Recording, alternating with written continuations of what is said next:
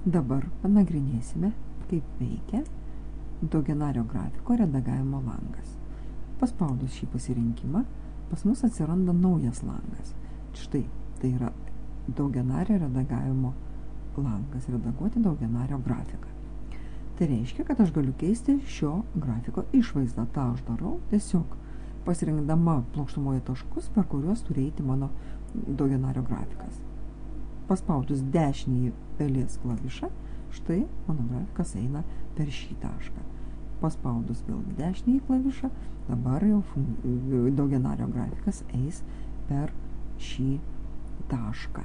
Na, arba štai per šį ir vėl mes matome, kaip atsiranda tie taškai, paspaudus dešinįjį pelės klavišą. Jeigu šį tašką vėl paspausiu dešiniu pelės klavišu, jisai prapuls. Ką dar galima daryti šiame lange? Mes dar galime keisti grafiko savybės.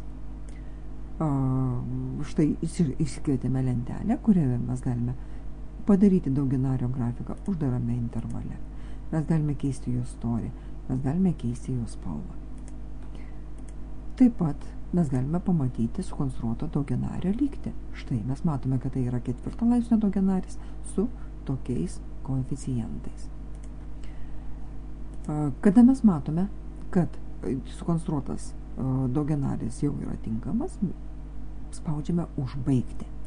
Ir, kaip matote, mes grįžome į pradinį programos langą.